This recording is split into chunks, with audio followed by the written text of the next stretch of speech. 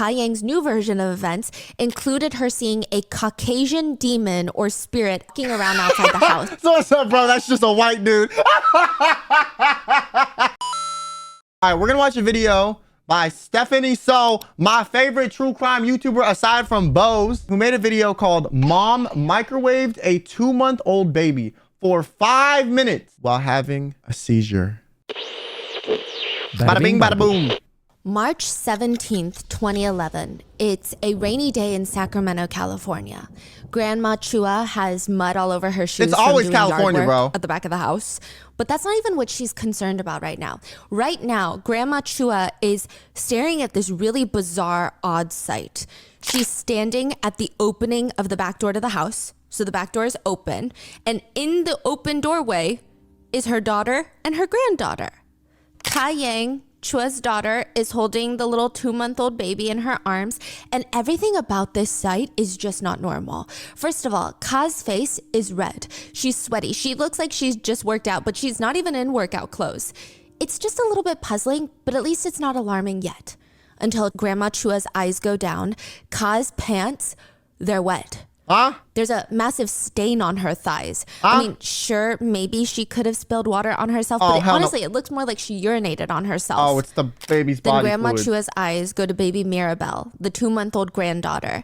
She's not moving. She's not making a single noise. In fact, her face is red and her body seems unusually stiff. But it's very hard to tell because she's in her onesie, she's wrapped up in this blanket, and her daughter is telling her, "Mom, we gotta go to the hospital. She's sick. Hurry, we gotta go to the hospital." Another odd detail Grandma Chua notices right at this moment is that her daughter Ka sounds like her tongue is injured. Huh? She's not enunciating like she normally does. I imagine it's kind of like trying to talk Oh, with your because fingers she had a clamped seizure. on When you your have a tongue. seizure, you like bite It your sounds tongue a lot kinda of the odd. time. Kind of like that the whole time. And a little bit of blood is on her lip. Yeah. When you have Grandma a seizure, you Chua can bite your goes tongue off. straight into grandma mode. She runs into the house. She takes her granddaughter Maribel, places her down, unzips her PJs, and her skin. The skin on this little baby's chest is bright red. Her skin is peeling. She's got these angry, bright red marks all over her body. Ka reaches over to peel off Maribel's skin near the chest. I don't know if it was an instinct. I don't know why she's doing that. Why would you do that? Just grab and peel. I guess maybe she's confused. I don't know. But Grandma Chua slaps her daughter's hands away. And within minutes, 911 is called. And within minutes of that, first responders are arriving at the scene. They're rushing into the house. What happened? What happened? The consensus in the house seemed to be that the baby was accidentally dropped onto the space heater. And now she's unconscious. There was nothing the first responders could do. Within 9 minutes, baby Maribel would be pronounced dead at the scene of the crime. And there would just be so many questions that the authorities have now.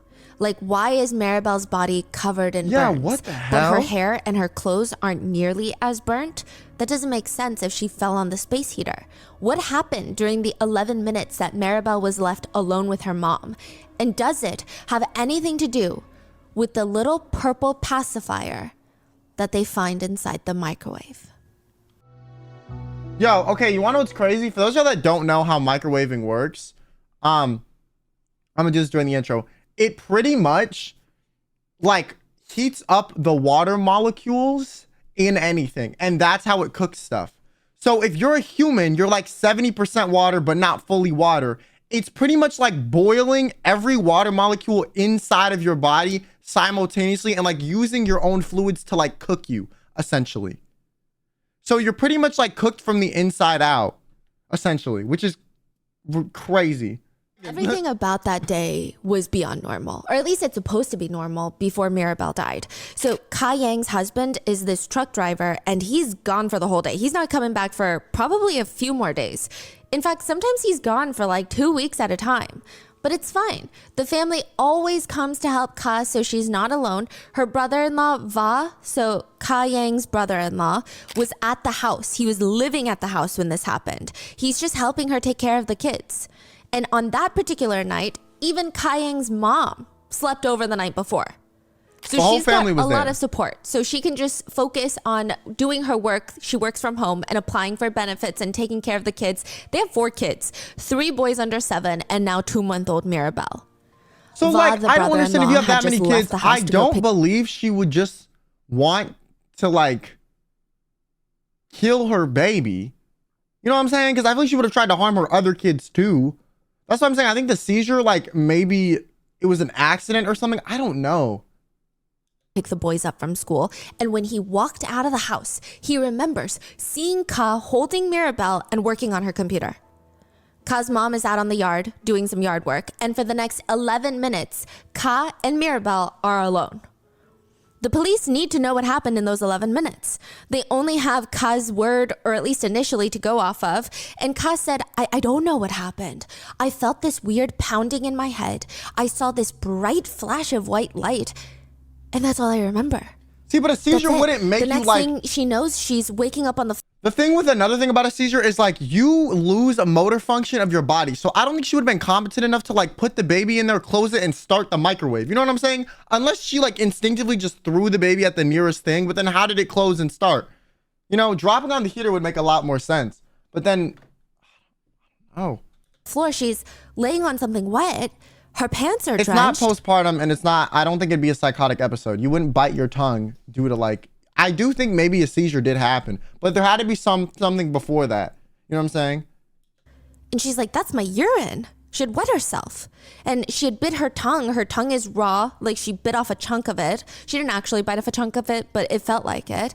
It was just weird to have her memory wiped for however long that was. She was at her desk one moment, and then on the floor of her bedroom, drenched in urine the next moment, with no recollection of how she got there, what happened in between, nothing.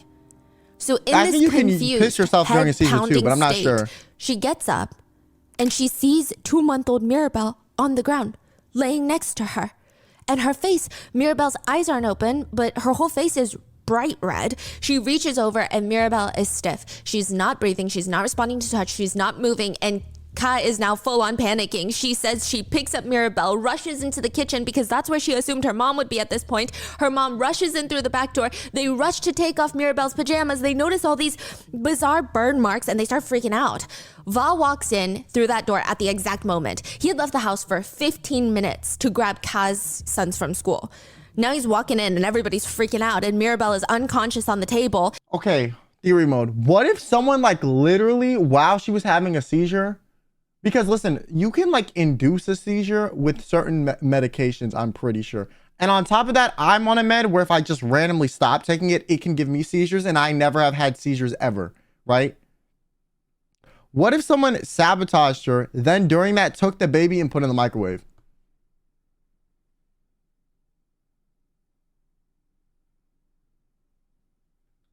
And he would be the one to call 911. So Va is the brother-in-law, and he just returned home with the sons? Yes. Ka and her family agree. I mean, in this state, she must have fell on top of the baby on the space heater. She's holding Mirabelle, suffers a seizure, drops Mirabelle onto the space heater, and almost squashes her. So she's on top of her, sandwiching her onto the space heater. That's the only thing that makes sense, right, for these burns. But it doesn't make sense. Not even a little bit. Because how is Mirabelle burned head to toe, but her hair and pajamas are not that burned? Both sides of her body are burned. Yeah, and in microwaves, if there was nothing in it that's like if you would put like fabric in the microwave, I don't even think it would cook. I don't think it would cook at all, actually. I don't even think it would catch fire. I think nothing would happen. Because it doesn't heat up stuff if there's not water or liquid like touching it. Take the investigators 3 months to figure out exactly what happened to Mirabelle. What? They had a hunch, but to get the exact evidence that they needed to arrest Ka, it would take 3 months. The experts working on the case said, she has some deep tissue burns, probably the worst I'd ever seen. Another officer states, I mean, it's clear the child was burned, but the source was mysterious. The burns are not typical of fire or acid injuries even, and there is damage to the baby's clothing, but not too much. And specifically, she had radiation burns. That's very specific. One of the most common ways people get radiation burns is through chemotherapy. if the radiation affects the healthy tissues, then it could lead to internal burns. Or let's say you have repeated and prolonged exposure to X-rays performed on the body. It could cause radiation burns. Or you could be near a nuclear accident. That's a radiation burn. Or you're mishandling radioactive materials. Those are the most common ways. This makes the situation even more confusing because by all accounts, Mirabel is a healthy baby. She likely did not have enough X-rays to warrant radiation burns. She did not need chemotherapy. She's not near a nuclear plant or an accident. She would not be in a setting where she would handle radioactive materials. It's not something you just buy at the store. She's 2 months old. And the level of the burns are extensive. Yeah, microwave would make sense. So deep that it fried her internal organs. Microwave would make sense. The police are quick to look for any other cases where this happened, where an infant was found deceased and had extensive radiation burns on their body. They come across two. Joshua Malden from Texas, his 2-month-old daughter was found with 2nd and 3rd degree burns to her left ear, cheek, hand, and shoulder. She did survive, but her left ear had to be partially amputated and she had to have several skin grafts because of radiation burns. Joshua originally told the authorities that his daughter had suffered from severe sunburns. And when the authorities told him, "We don't believe you," he stated, "Well, I might have also accidentally spilled hot water on her while I was making some coffee." But that all turned out to be a lie. Then in Ohio, China Arnold's 28-day-old daughter, Paris, was found badly burned after a fight with China's boyfriend. So China and her boyfriend get into this huge argument. Wait, I think I've seen this on Bose. Didn't the boyfriend like put the baby in the microwave or something? Or argument where the boyfriend is like, "That's not my baby. You slept with somebody else. That's not my baby." Or maybe she put it in the microwave to get rid of it so they could live happy together. And then Paris, the 28-day-old daughter, is found dead with internal radiation burns. In both cases, the children's injuries were consistent with baby Mirabel. And in both cases, both children had been microwaved.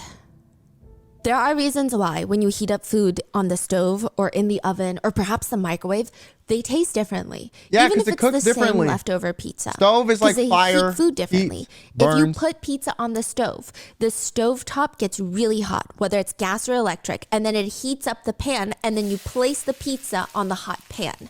An oven, it heats up the air inside the oven. So that's why when you open it, you get that rush of hot air. The air touches the food and heats up the pizza on the pan in the oven.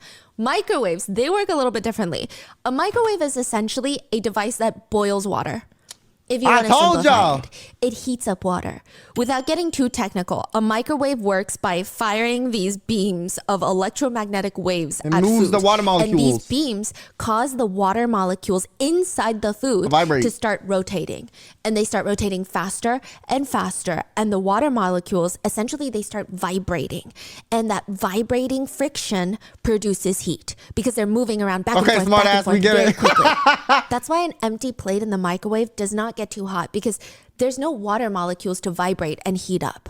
To some extent, microwaves do heat and cook food from the inside, which I agree. There is anecdotal evidence that the frozen burrito in the microwave is hot on the outside, cold on the inside, but that can be because of two different things. One, there are cold spots in microwaves because the radiation waves do not hit certain points of food. It literally does not go that deep. But also, the way that microwaves work, they bring that heat to the surface of the food. So to put it simply, water from inside the food turns into steam and tries to escape the food, but it can't escape, so it just liquefies again at the surface of the food, which is why most microwaved items are left a bit squishy. Yeah, they're kind of soggy. There are speculations on what could happen if you're trapped inside of a microwave. These are the speculations. If you're trapped in a microwave? Yes. I know that we're more commonly used to the household microwaves, but there's industrial strength microwaves where adult humans could fit into easily and the door could be locked. Wait, what do they use those for? Horror movie. Yeah. So within the first few seconds, you will likely feel a warmth on your skin. But other than that, the first 10 seconds will be more so confused panicking. It's around 11 seconds in that you might start noticing some weird discomfort in your eyes. The eyes go first. Oh yeah, because the your human eyes eyeball is made up of 98% water. Yeah. And those water molecules inside the eyeball are going to start vibrating. And your vision is going to start vibrating. There was a woman who stuck her head in a microwave and somehow managed to turn it on. Please don't ever do this. But she stated that she felt her eyeball vibrating inside of her head. She said her vision was also vibrating. She's lucky that she did not lose her eyesight completely. 25 seconds Imagine they in, like pop. there's gonna be this prickly sensation on your skin, like you're being poked by one of those cactus Why'd you do that, plants. bro? People are It dumb. stings, People but do it's not everything. the biggest pain you've ever felt in your life. Within 30 seconds, your body will start profusely sweating. It's a natural reaction to your body's temperature rising. And then around that point, at 40 seconds in, you might notice some steam coming out of your body. Literally, you're Like we're generating Titans. steam. Those are the water molecules inside of your body that are now turning into steam.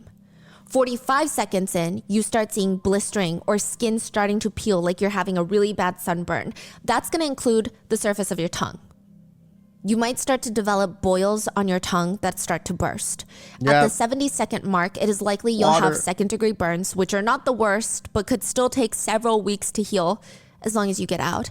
But if you don't, if you're still trapped in there, within the next 5 seconds, so 1 minute and 15 seconds in, blood, pus, bodily fluids will start trying to break out of the skin barrier. They're going to start trying to force their way out of the layers of the skin. You will likely be conscious for this.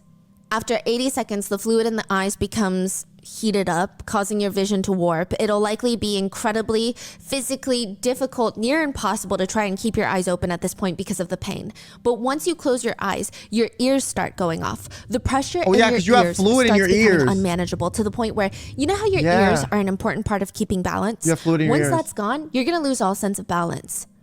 You're going to fall to the ground and not know which way is up.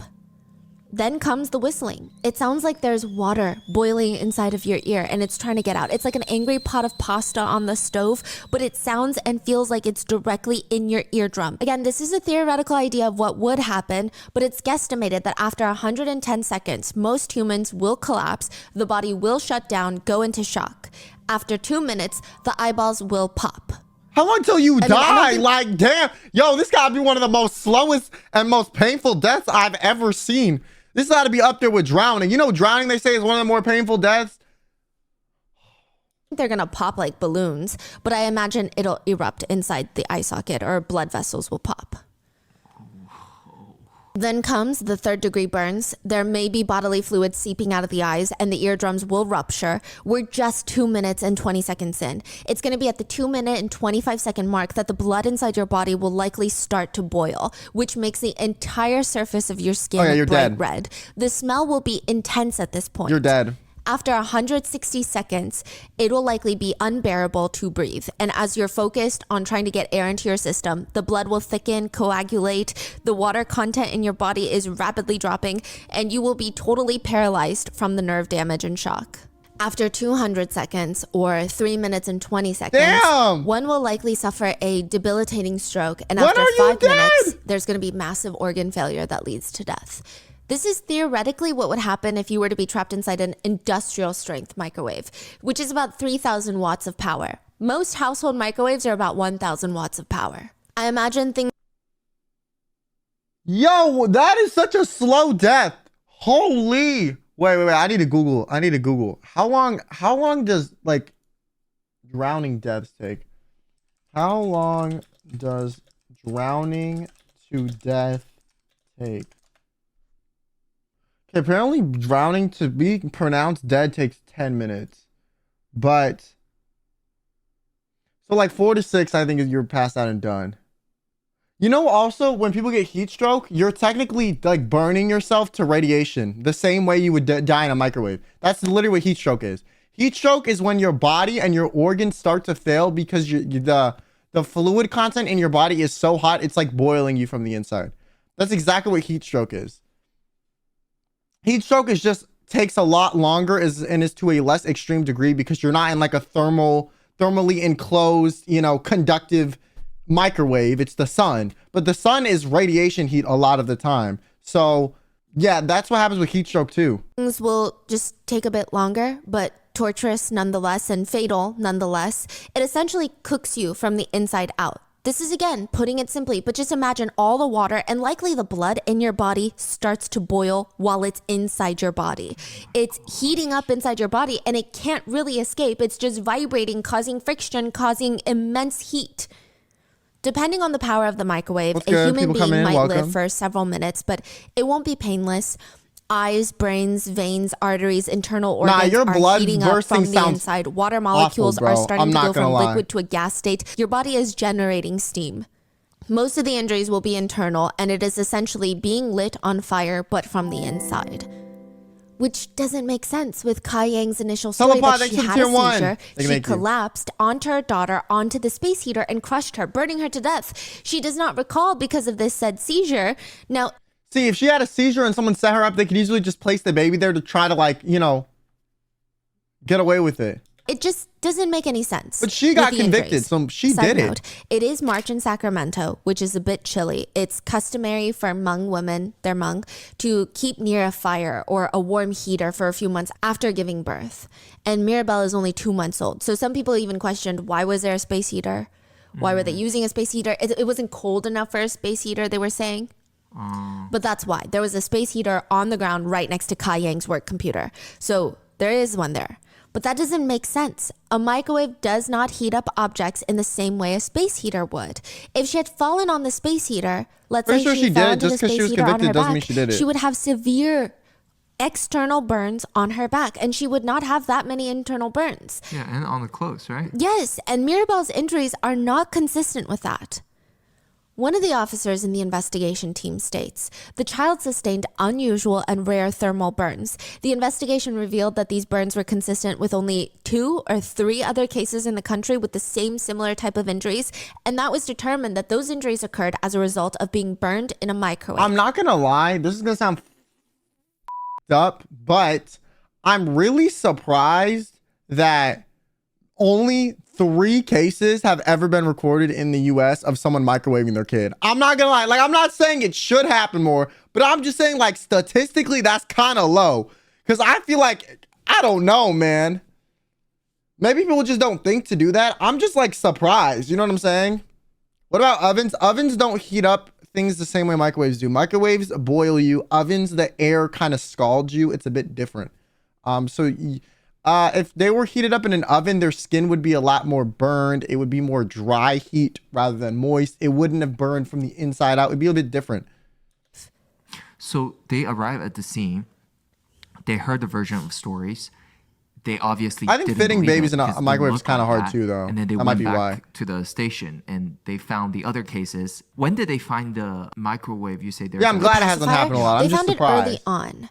But they can't, you know, when you find a pacifier in the microwave, some people might think you're heating up the pacifier. Some people might think another kid, maybe the son put it in there. There's no evidence. There's no blood or anything in the microwave that would indicate, hey, someone was in the microwave. So they didn't make that connection right away. They had an inkling. They had a suspicion, but it wasn't enough to arrest Kai Yang because she does have diagnosed epilepsy.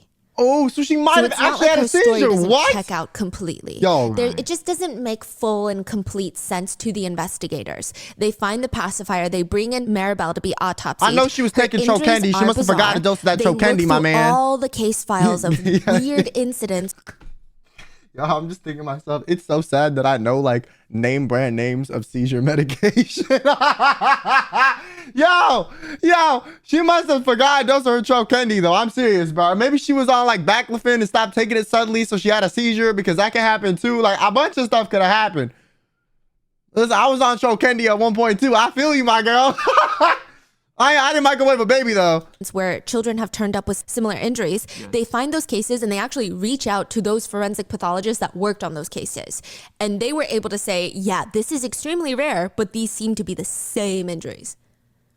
Because it's such a rare injury is how they're explaining it. Yeah. It's not very clear. It's not like someone was stabbed or shot. It's very bizarre.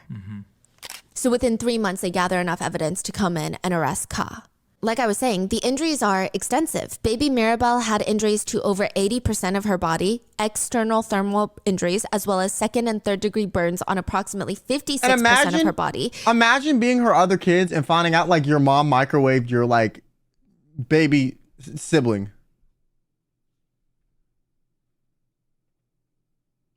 She had severe internal burns, including 4th degree radiation burns.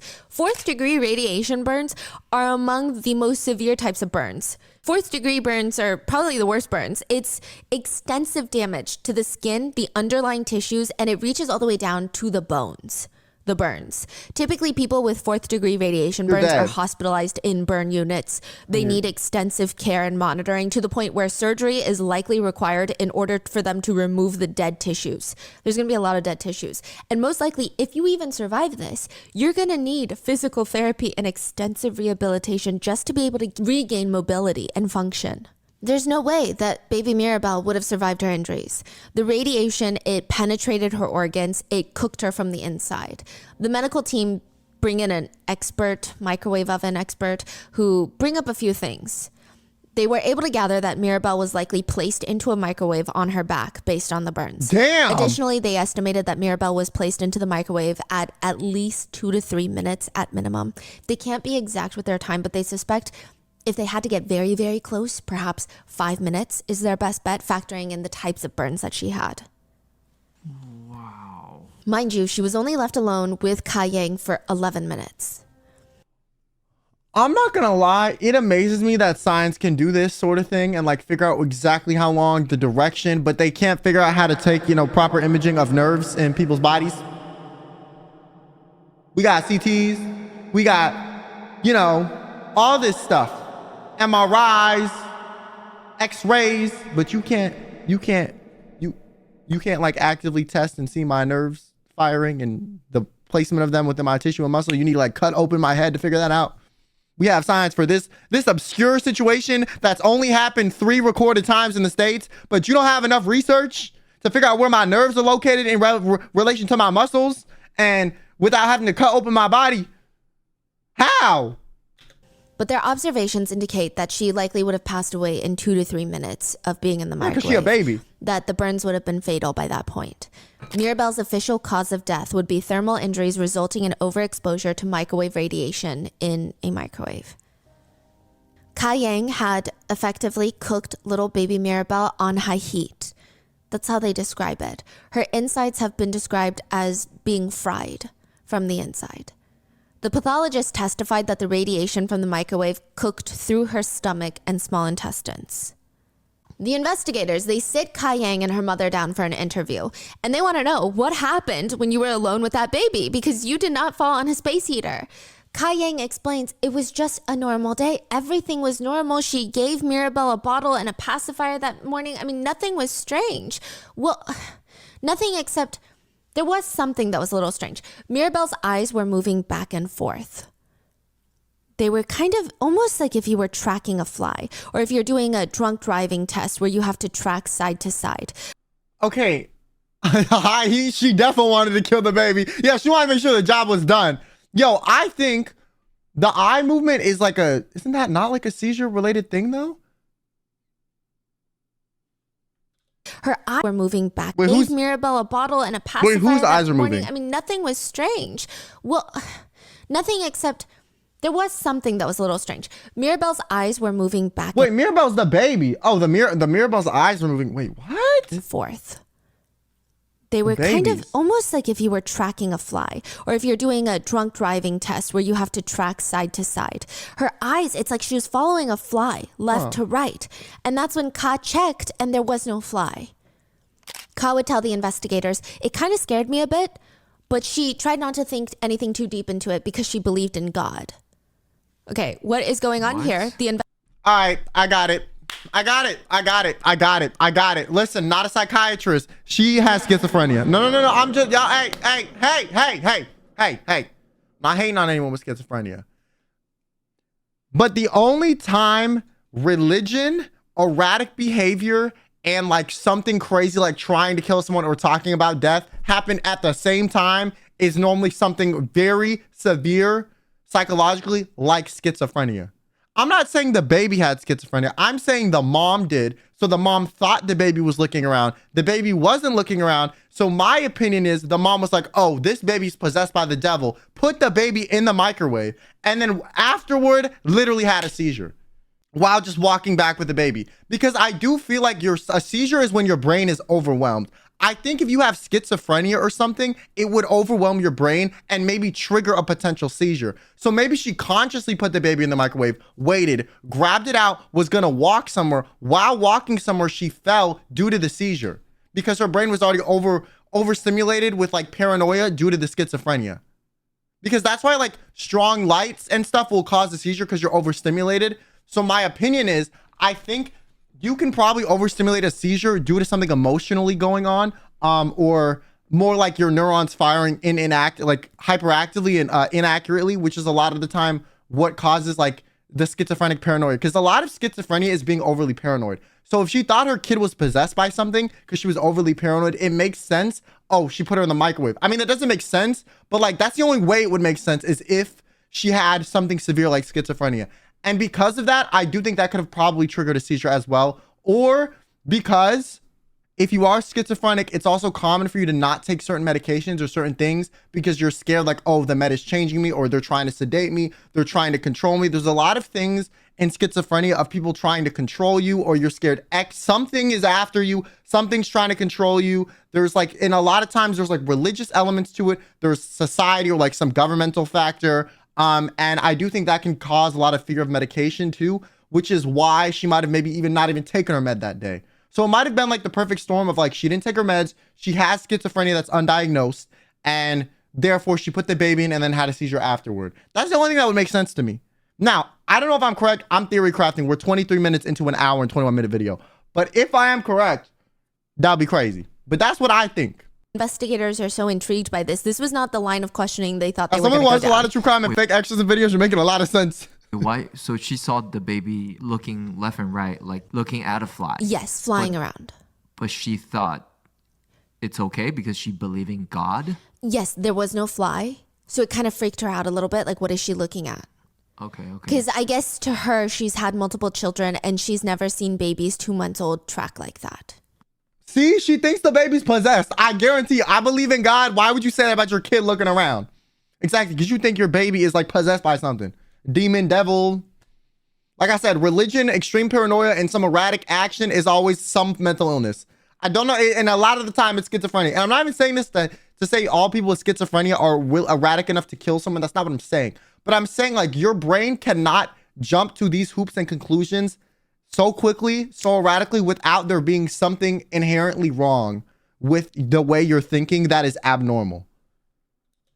Because I guess babies will only look at certain objects that are moving around. And even then, I don't know if they do that well at 2 months old. So sounds like she's getting freaked out. Yes. And that's why she mentioned God. I see. And she's like, I'm getting freaked out, but I looked, there's nothing there, there's no fly, but that's fine because I believe in God. Listen, I don't know. That's what she's saying. And the investigators are also like, what is going on? I don't understand. Now, Ka doesn't necessarily change her story per se, but she starts adding to it. In a subsequent interview with both Ka Yang and her mom, they both bring up the words spirits and possessions.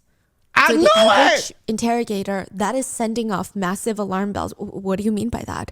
Are you saying that the spirits made you do it? Is that what we're doing? Because that's a whole different story. That's a whole different defense, honestly. What are you saying exactly? The spirit called me, so I had a seizure. Before the seizure, Mirabelle was moving her eyes back and forth, looking at something. She was crying and spitting out her pacifier. What was she looking at? The spirit and demon together. Through Ka Yang and her husband's... Or maybe, crazy idea, more logical theory. Maybe she had like something in her eye, you know, like an eyelash. And that's why she was crying and looking around, because she was subconsciously like trying to move to get the thing out. And that's why she was crying and spit out her pacifier. I'm just saying. You act like babies can't get eyelashes in their eye either, stupid. Or like maybe like a piece of, you know, something fell in her eye. Statements, the authorities gathered that Ka Yang's new version of events included her seeing a Caucasian demon or spirit outside staring at her and Mirabelle through the window. It's always possession so demon. suddenly they're like, okay, you're seeing spirits. They're saying the baby's seeing spirit or she's seeing spirit? She's saying the baby's eyes were moving around like she's following a spirit. Then she looked out the window and there was a Caucasian demon staring at them. What? Is what the investigators are gathering. Now, it's reported that Ka Yang told her husband that the spirit was walking around outside the house. So what's up, bro? That's just a white dude.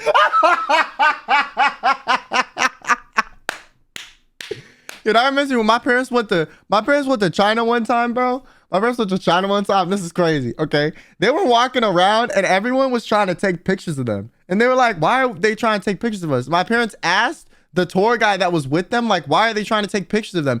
And the tour guide translated to them, oh, they're calling you big-nosed white devils, and they seem fascinated by your existence, and that's why they want to take a photo with you. That's what the translator told my parents. Because random people in China was just trying to take pictures with them. Like, they were so confused.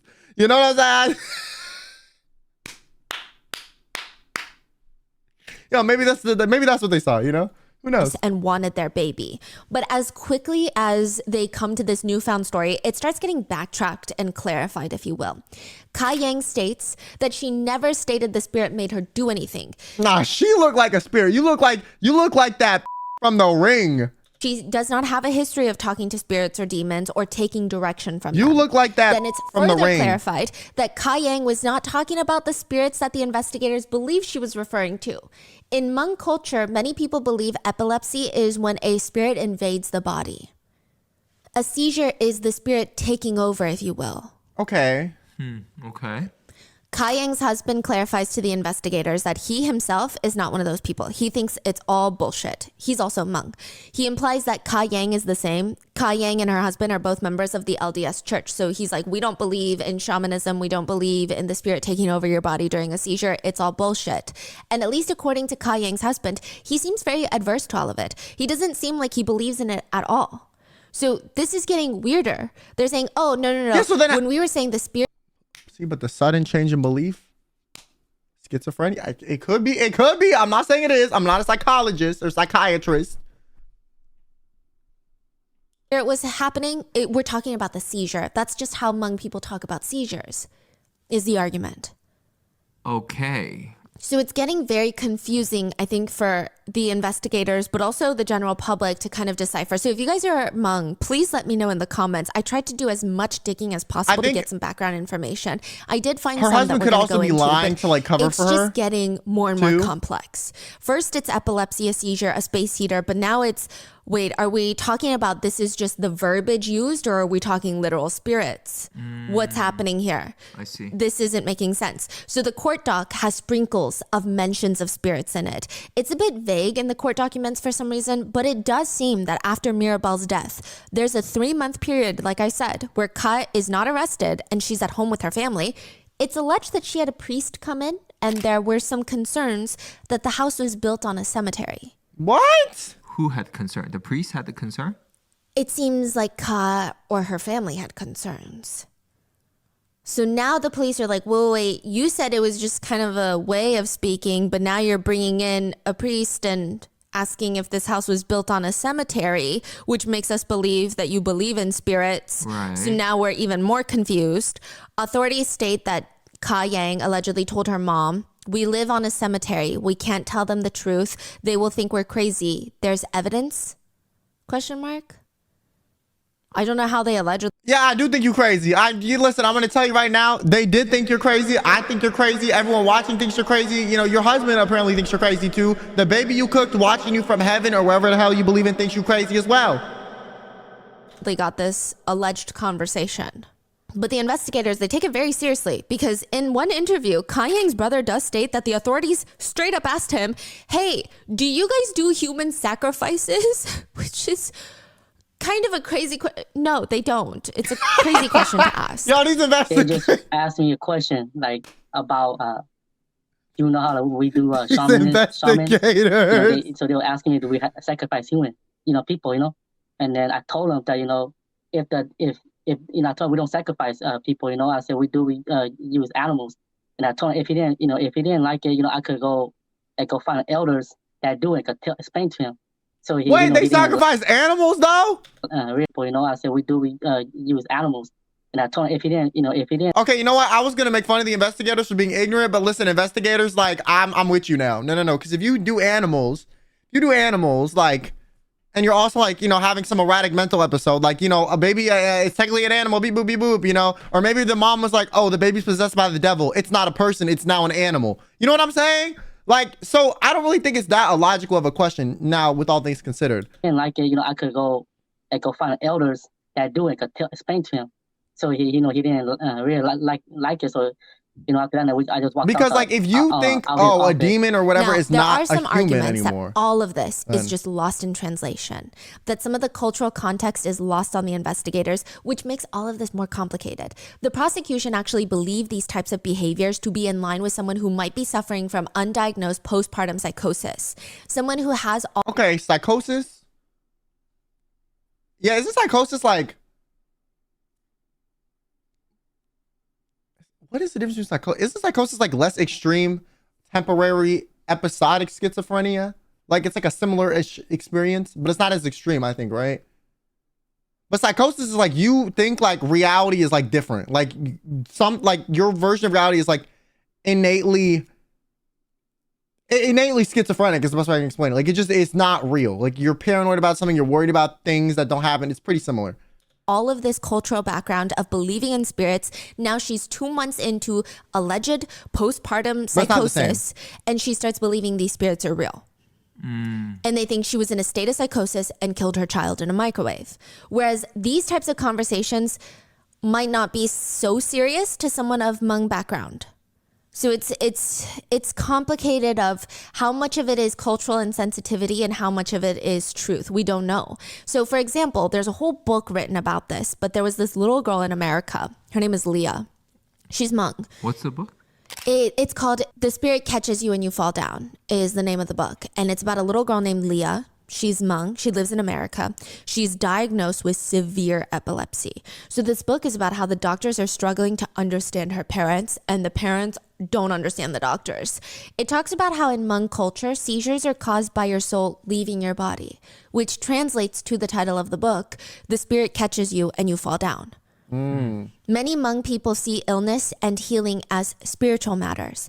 They think that your spirit has been harmed or is sick first, and your physical body is the secondary reaction to it almost. So you need to heal that spirit first and heal with. Listen. If we were to take spirit and equate it to like mental health, they're cooking a little bit, because your brain is so powerful, like it can make you physically ill or physically stressed, or stress can cause you to like have physical symptoms that are insane, right? Thin almost. Western medicine works in the complete opposite way. So for example, in this book specifically, the doctor keeps prescribing anticonvulsants for the child. The parents opt to do traditional medicine and they don't feed her the anticonvulsants. It becomes a whole thing where the doctors get CPS involved, the baby gets taken away from the parents, and it angers a lot of people because at the end of the day, no one cares about that little girl as much as the parents do. They just don't believe in the same things that the doctors believe in. It's a tricky situation of.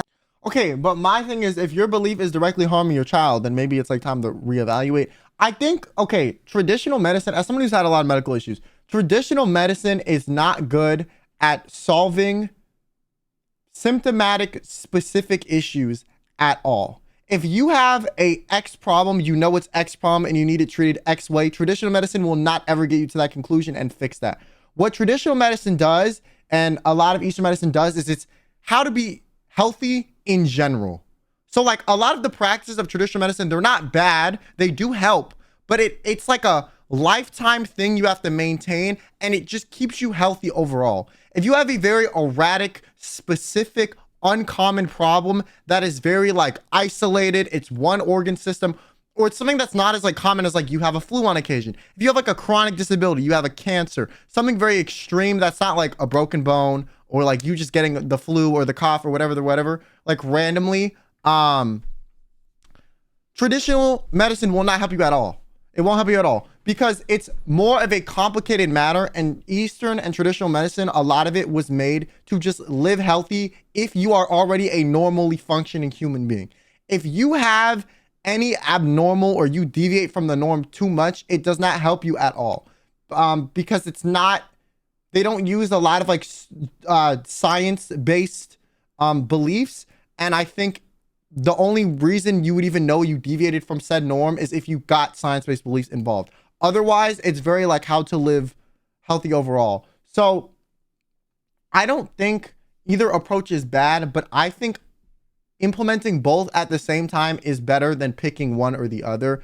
I think if you had to just pick one, maybe I'm biased, but I think Western medicine is a bit better if you have a very specific issue versus East. Like if I were to do Eastern medicine stuff, I would never get better. if I just did that. I'm so, like, it's not helping me. It's not going to fix me. It's not going to, because my issues are very complicated, more rare, and I'm not a normal person. Like, my baseline is not the average.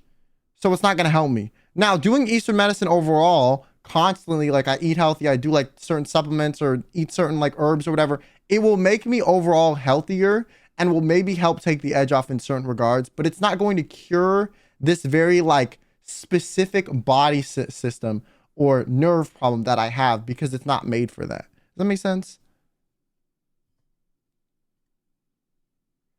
I think most people come out of the book not knowing who's right. Because when someone has a complete, our belief in Western medicine is probably as strong as their belief in traditional medicine. So it's very hard to argue. The book talks about how in Hmong culture, having seizures is almost associated with having a special intuition. You're more spiritually connected because your spirit is leaving your body every now and then, which actually makes people with epilepsy great traditional healers. Side note, Hmong shamanism is all about healing. So there's a huge emphasis on healing, and it's an honor to be a healer. You're helping everyone around you.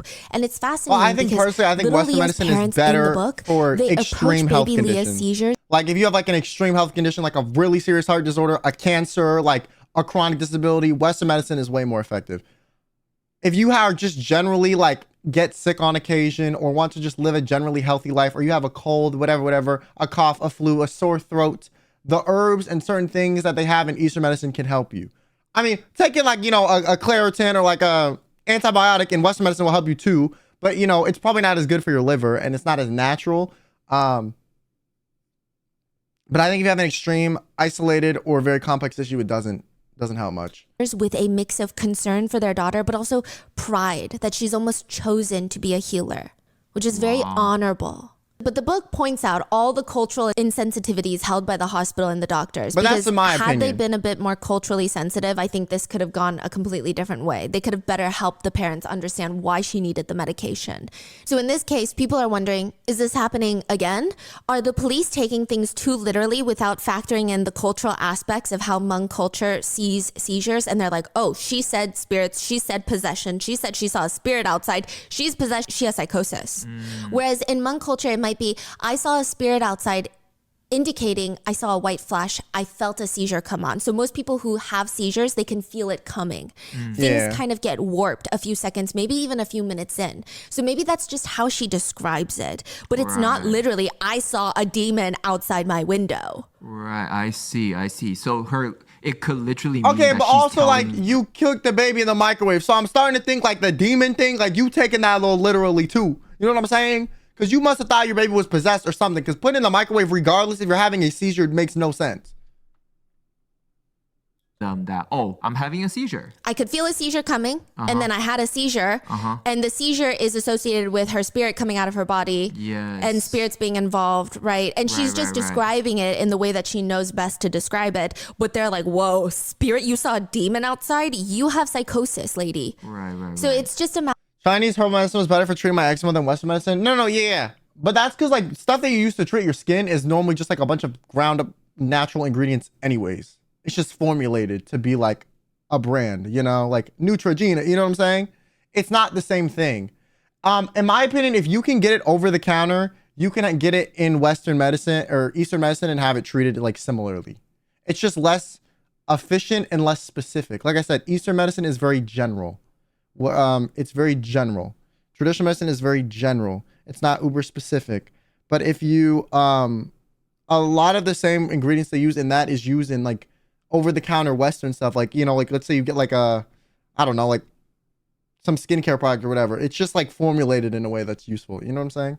Matter of it's really, they have to understand that to make a fair judgment on what they're trying to say. Now, she could very well be in a state of psychosis. I don't know, right? But it's just a matter of how much of it is misinterpreted. Right. Eventually, Ka Yang will state that she does not believe in her epilepsy being controlled by spirits. She's like, the verbiage is known in the culture. So she's arguing, no, you're getting it all wrong. She also argues I don't believe that though. Because if you know the verbiage is like that, in your culture, but you know you're speaking to someone outside of your culture and you don't actually believe in that, then you would automatically switch up what the you're saying to the police. You would. Any smart person would. You'd have to be brain dead otherwise. Why would you use a verbiage you know is like not going to be understood by someone who's not going to understand it if you don't even believe in it in the first place? Like, you're not hardwired to explain it that way specifically all the time if you don't even believe in it. You know what I'm saying? Would never hurt her daughter. She's been trying to have a daughter for 2 years after having 3 sons. She prayed every single day for That's her why it doesn't daughter. make sense Why to would me. she harm her daughter? It seems like it's more of a defense tactic rather than like what they believe. Something happened with the seizure. She's trying to explain to them that she's had seizures for such a long time. I mean, since she's 29 at the time of the killing, since she was 13, 14. Her first seizure was at her uncle's house, and it was very clearly traumatic. Everyone hoped it would be a one-time incident, but she was diagnosed with epilepsy. Since then, she had suffered about 100 seizures for the next 15 years, which is about 6 to 7 every single year or once every 2 months. Wow. She states she's on anti-seizure medication. It's not like she's in denial trying to keep Damn. having seizures, but it's not working. Nah, they need to put you on Side different note, I will meds. say that does seem common. Approximately 30 to 40% of people with epilepsy are resistant to medications. It happens for a wide variety You of can reasons. actually be resistant to certain like for me, okay, I got tested for meds that I'm resistant to because I've been on so many, you know what I'm saying? You can get like a gene test and like a blood test or something to test like what medicines you're prone to like not being receptive to. And so if you fall into the category where you're not prone to the receptive medications for your issue, they either need to find something else or you just have to live with it.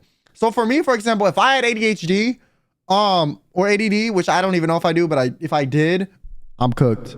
None of that those meds are not effective on me at all. Like at all. I am like resistant to them. Also, Anonymous, thanks for the gift. Thank you. Perhaps the patient is not consistent with taking the medication, or initially they respond well, but they build a tolerance. The dosage could be too low, or some medications are just simply not effective. And there are different types of seizures. So if you have multiple types of seizures, the medication might not work for all of them. But first, a seizure is when you essentially have abnormal electrical discharges in the brain. Think of your brain like a big computer, and sometimes the computer gets mixed up and starts sending way too many signals at once. Imagine opening up all of the apps on your computer at the same time simultaneously. It's going to go into overdrive, overheat, and probably shut down. That is a seizure. And not each seizure is the same. I think most of us picture the type of seizure that's depicted more often in movies or in media where someone falls to the ground and they start convulsing. But there's a lot of other types of seizures. There's focal seizures where it just affects one part of the brain. One part of the brain Thanks for the 6 almost months. zaps. It has an overwork. That's how it's described on Reddit by people who have epilepsy. You just feel part of your body feel very strange. Your hand tingles or you hear things that don't exist. I wouldn't say it's auditory hallucinations. I wouldn't say you're hearing voices. Wait. Maybe I need to look into that. But you're hearing buzzing, Yeah. the weird noises, frequency noises. And sometimes you know it's happening. Sometimes you don't know what it's That'd be happening. happening to me You're all just the like, oh, that time. was weird. Why did my body do that? Then there are generalized seizures. The hand numbing and like they the will hearing also have stuff. sub-distinctions, I thought I if you just will. had like arthritis and tinnitus, but like maybe it's that. Absent seizures, it's like your brain takes a tiny nap. You just stop and stare for a few seconds, but you likely won't shake or have body tremors. You might not even know it just happened. You just take a mini nap with your eyes open. Then there's simple partial seizures. This seizure only affects a specific portion of the brain. For example, it will cause your hands to shake uncontrollably, but the patient does not lose full consciousness. The whole body is not convulsing either, but you definitely don't feel there. Some people describe it as similar to being on drugs. That's what it feels like. You can't control your body. Your memory feels a little bit weird. Everything feels a little bit wonky. Some people describe it as after those types of seizures, it just feels like deja vu. It's weird. It's just weird. I don't know what happened. It's weird. I don't feel comfortable. Then you have complex partial seizures. This is where some body shaking happens, but also a partial loss of consciousness, meaning you're likely not going to remember what you're doing, but you're not going to be knocked out on the ground. Okay. People describe it as patients looking incredibly dazed or confused or having a blank stare that lasts for a minute or two. they're there, they're conscious technically, kind of, but they're not really. Also, when you like daze off and like forget what you were just looking at, that's not a seizure, by the way. Because you know how like you'll sometimes like be staring off into space? That's not a seizure. That happens to everyone. It's more like extreme. It's almost gonna feel like you like woke up in the same spot and don't remember getting there. That makes sense. But also a lot of seizures, if they're more, I feel like if they're less extreme, they might not even treat them. I don't know. It depends. I know I was on anti-seizure medication for a while. They don't remember anything that happened during that period. With this type of seizure, patients could potentially still walk around and perform very simple tasks, almost on autopilot. I'm talking very simply, but almost repetitive movements, smacking lips, chewing, swallowing, picking up objects. It seems to be something people do. Getting undressed, picking at clothes like they're removing lint. Okay, but if she bit her tongue, it wouldn't be like a minor seizure. That's more of like a full body convulsion one, because you have to be very not conscious of what the fuck you're moving, and it has to be very extreme for you to like almost bite your tongue off. Or mumbling, or occasionally people will get up and move around, go up and down the stairs, or perform very routine stuff like moving objects, moving items around. But you can't sit down and start typing on Instagram. You can't like type out an email. It's just very motor. Yeah, also don't auto-diagnose yourself. Like I memory said, type of movements. The best way some and she people have peed described herself, it is yeah. kind of like sleepwalking. She peed You're not going to herself. respond to emails while you're sleepwalking. But yeah, I wouldn't auto-diagnose yourself, because a lot of the times when you read the symptoms, you start to think of the worst. I only ever advise auto-diagnosing is as like, oh, I think I might have this. I'm going to ask my doctor. That's it. That's the extent it should go. An IMO, if you don't have health issues and you haven't your whole life, your accuracy for your symptoms and how you feel is not going to be accurate. I'm sorry. Someone who's never had any health issues, that's like, oh, I think I have that. I think I have this. I take it more with a grain of salt, not because I don't believe you, but because I feel like you don't know your body well enough to know exactly what is abnormal or what feels different, or like you're not as conscious of it as someone with a chronic condition. They're very aware of like how it affects them, what happens, like they know when something's off in their body. It's you know your body a bit more when you've had to know it, because stuff has been wrong for so long. So like, for example, I'm ever like, oh shit, that might be an issue. I wouldn't say recommend doing that yourself either, because if you are relatively healthy, you're going to be less accurate with it anyways. You know what I'm saying? Most of the time, but you might do muscle memory things like pour coffee. They are typically not aware of their movements once the seizure passes. They have no idea what they just did. Wow. So they could have been walking up and down the stairs, taking off their clothes, and then when they come to, they're like, I don't know why I'm naked upstairs in the bedroom. I don't know how I got up here. Last I remember, I was on the couch. Then you have the grand mal, the tonic-clonic seizures. This is usually a total loss of consciousness. This is, I think, what most people picture if they've never witnessed or had a seizure. The patient will, quote, collapse, stiffen, jerk, and they might bite their tongue, foam at the mouth, and empty their bladder. This type of seizure typically lasts 1 to 2 minutes, but because of how intense and traumatic they are for anyone to witness, people will typically overstate the length of this type of seizure, which is what Kai Yang's family does. They say it lasts about 5 minutes. But that's very normal. Now, each patient with epilepsy can have more than one type of seizure. Yep. So it's not limited to, oh, each condition requires just one type of seizure. You could have 2 or 3. And you never know which one is coming next. It's not like in a pattern, but it doesn't really change over time. The thing is, though, So normally within if you 3 have a years, you typically seizure don't get and you any- have the more extreme one and a more like light one, they're going to give you the med for the extreme one anyways. So I don't think even if she had 2, they would only give her medication for like the less extreme one and leave the extreme one out of the equation. That's what I'm saying. I think it's more of a circumstance where she's just resistant to the medication or is on like improper dosing or something.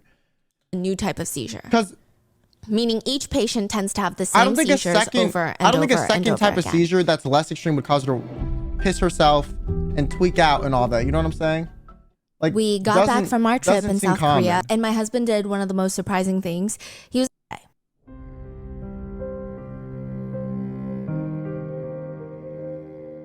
Ka Yang and her family state that she had a few different types of seizures. In almost all of them, she has no recollection, no memory of what happened during her seizure. She could be standing, sitting, doesn't matter. The first thing she'll notice is her hands start to curl up, her body or certain parts of her body start to shake very slowly. I remember putting the baby in the microwave. Then, Oh, she only knows what people tell her. Yeah, maybe because actually. around I this didn't think about point, that. She blacks out. Yeah. Her eyes will roll to the back of her head. Maybe she had like the makes one where these you're not intense, conscious of what you're painful doing. Groaning and moaning noises.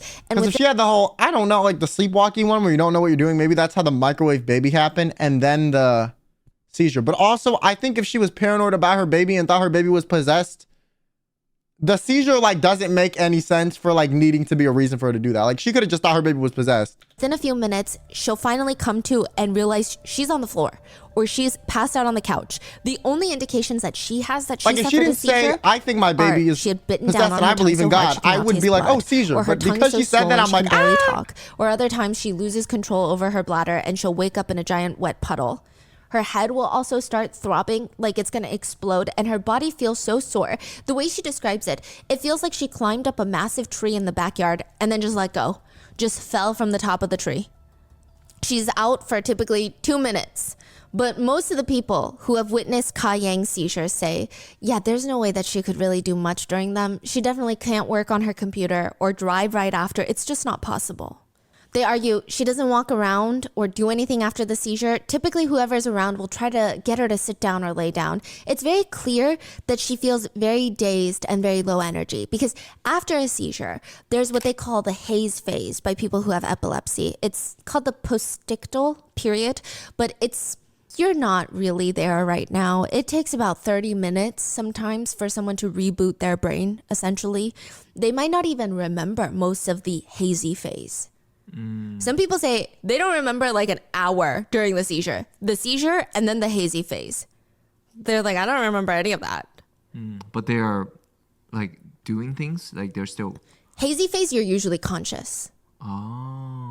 You're usually conscious, Just like but I guess watching your TV, brain is not doing much. I don't know if it's something with the hippocampus and you're not forming these memories actively. Got it. So not like fully. Yes. Back. So Okay. a lot of people who even have the grand mal seizures, the tonic-clonics, where they're completely unconscious, even when they awake, there's maybe 10 to 20 minutes where they don't remember anything, even though they're awake.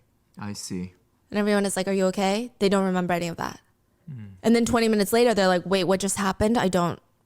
And they're like, we told you for the past 20 minutes you had a seizure. Wow. They say it takes Kat about 3 to 4 hours just to recover to the point where she, quote, regains her senses. 3 to 4 Which this part is hours? interesting because nobody saw Kat in that state that day. Even before the authorities are called, Va, the brother-in-law, gets home. Damn, 3 He hours is a notices long Ka time. Yang and her mom hovered over the baby, freaking out. He was gone for literally 15 minutes. He had walked out to pick up the sons, saw his sister-in-law on the computer working, walked out, and when he walked back in, all hell had broken loose. Va was the one that called the police, but he did notice something that just wasn't clicking. His sister-in-law Ka was acting a bit different compared to all the other times he's ever seen her have a seizure. She was even able to listen to 911 operators' instructions on how to give CPR. She performed mouth-to-mouth while Va did the chest compressions. Again, just not what he usually saw when she had a seizure. So did this fake having a seizure? Because you can piss yourself. You can bite your tongue really hard consciously. Biting your tongue really hard consciously is kind of hard. But if you're willing to suffer the pain to like cover up a murder, I mean, you can piss yourself. You can end up on the floor randomly. Like, you can do that.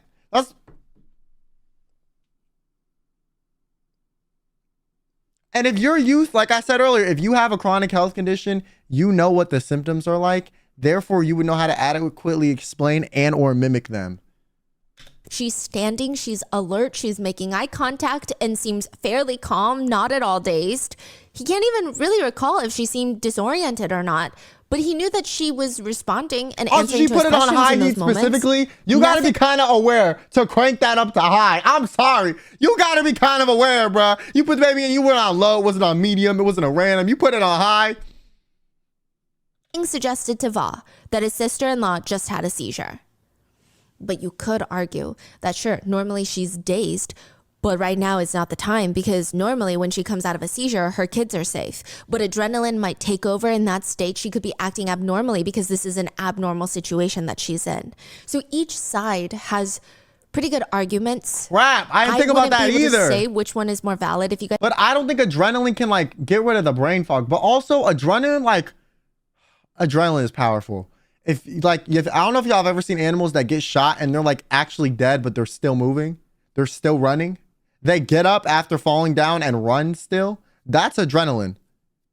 That's adrenaline. Like you're not conscious, but your body knows like leave, move, get at it. Adrenaline can make you stronger than you are normally. If you ever get scared, you move really fast when the adrenaline kicks in, like faster than you would ever think to get up or move out of something. Like, you guys have epilepsy or have ever dealt with seizures, I think it would be more enlightening to read your comments about it. I don't know if Va himself is skeptical. okay, someone who's like been around people and knows a bit about it, I still think I don't even know, bro. I would have to be a doctor. Like, I would need to know. Like, I would need to know because adrenaline is powerful. Because he does go on to state that Kai Yang is a loving mother who would never harm her children on purpose. And if you have like chronic pain, your body has like your adrenal glands like working kind of like for me, they speculate and or have like seen that like my adrenaline is constantly like being used and produced abnormally to a degree where like I'm utilizing it more than I should. So like I'm always kind of like my body is always like stressed in this a similar way, but on like a lower extreme, right? So you can have like issues with that too. But that's just what he tells authorities he observed that day. It was not aligned with how he remembers Ka to behave after seizures. Authorities, however, don't have the same sympathy as Va do. They are very, very skeptical about all of this. The first responders that arrived at the scene minutes after 911 was called, they stated from their very limited observations of Kai Yang, nothing suggested to them that she had suffered a seizure recently, other than her telling them that she did. One officer said Kai Yang kept repeating she had a seizure and didn't know what happened, but they noted she was alert, standing, making eye contact. She did not appear to be confused or disoriented. One of the officers... Also, if you already know your baby is dead, I think the adrenaline would have worn off by them. Adrenaline, like on the high mode, like if it's not like slow dripping, like because you have a problem with it, if it's like cranked up to max, it doesn't last for that long. You only have so much adrenaline your body can make at a time, right? It's like if you like, nut, for lack of a better explanation, you gotta like wait for your ish to recharge. You know what I'm saying? Reproduce. You can't just, for free fire for infinitely. Similar mechanic, okay? You only have so much. That spoke with Kai Yang right after Mirabelle was pronounced What? dead states that she actually appeared, quote, fairly calm. She No, did I not don't know how appear to to be in a explain it. weakened state or in a physically exhausted state. But that could be due to shock. That's what the officer says. It could be due to shock.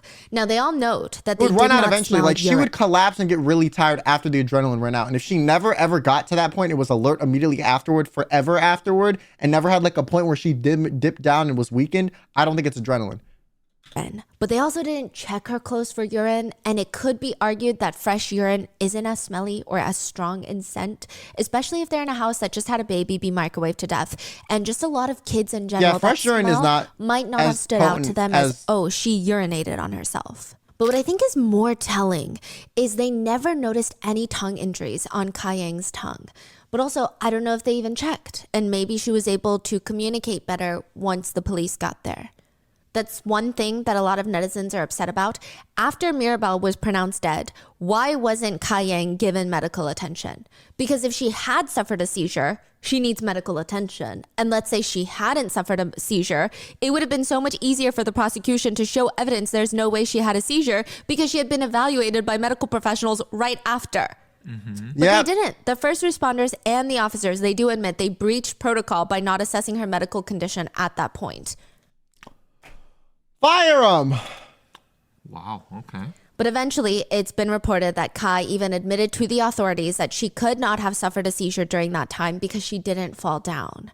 You say she admitted that? Yes, but there's questions about all of this.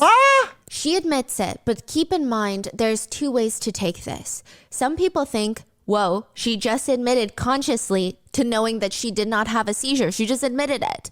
But what the defense argues is she's clearly disoriented when she's responding to some of the questions. She never received medical attention, and she's saying whatever the authorities want her to say. She seemed like she was in a slightly confused state of, I guess what they're arguing is, likely what she responded was, well, yeah, typically I do collapse, so I guess that doesn't make sense either. All of this is confusing, is more so what they're trying to say she was implying. The authorities do admit that near the end of questioning, Ka did appear confused. See, if you just took the medical evaluation, like this portion of the debate would be like cleared up. So in the beginning, when they get there, she seems pretty clear. And then she starts slowly getting very disoriented. And she straight up tells them, it's just that after my seizure, my brain keeps hurting for a couple hours before it gets back to normal. The defense argued, see, this is her just saying whatever the police are suggesting because she's clearly confused, which might explain what comes next. The next version of events, according to Ka Yang, is that no, she did not have a seizure, but she does have DID. This is from the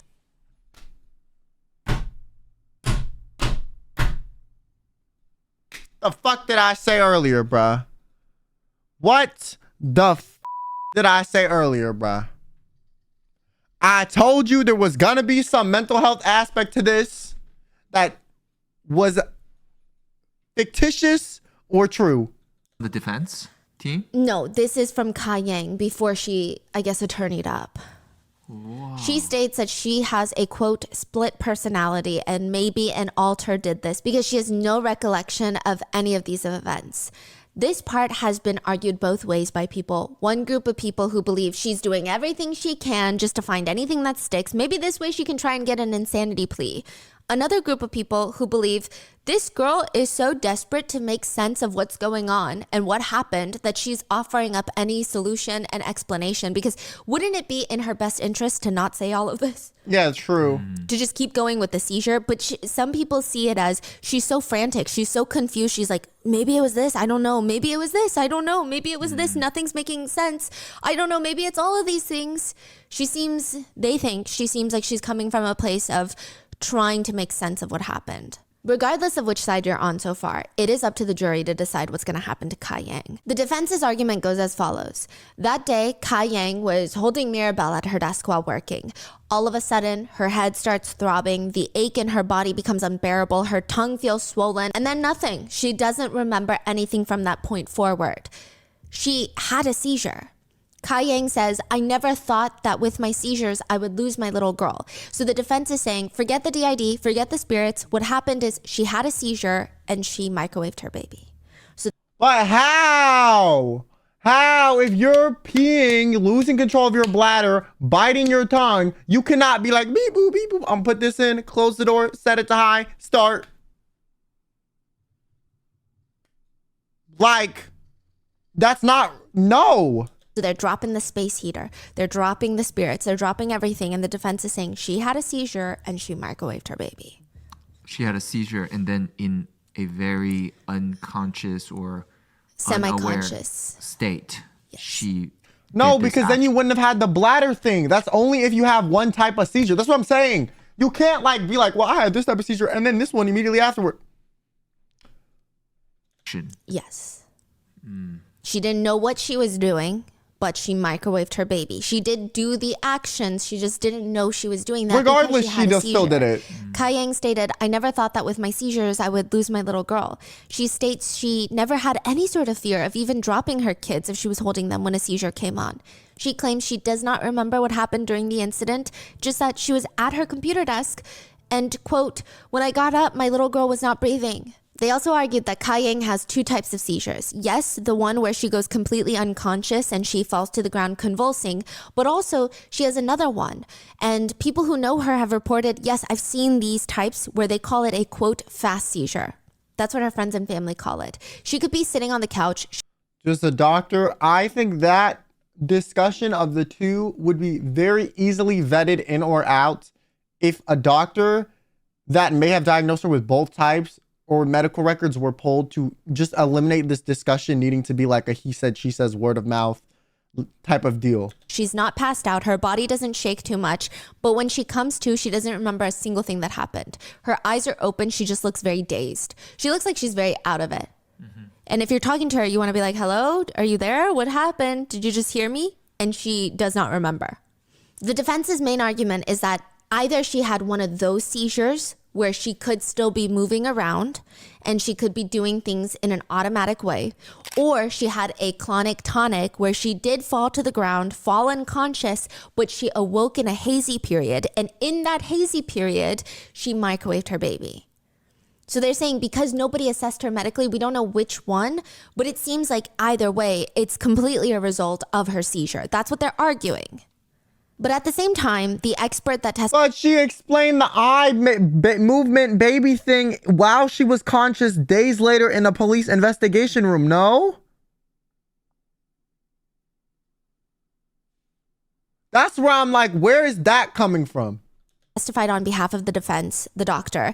He does admit it is an alarming number of buttons that needed to be pressed on the microwave to make it run That's what for I'm 5 saying. minutes. He said it would indeed be remarkably Like rare 4. for a mother to put Four her buttons. baby in the oven and turn it on. 4 buttons It and would be closing like the door. 2 comets colliding.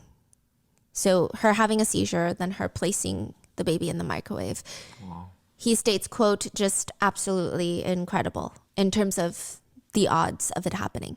They do admit that it would, just be very odd for a woman to put her baby in the microwave in that state. Yeah, she said But that it happened wouldn't be before the most rare seizures. thing for a person Exactly. with a partial complex seizure to operate a microwave. But the defense attorney points out, well, listen to the testimonies of people who have witnessed Ka Yang having these seizures. They all state that afterwards, they need to help her lay down or make her sit down, indicating that Ka would try to get up as an automatic response. It seems like she tries to move around quickly after seizures. If nobody is there to persuade her not to, what would she do?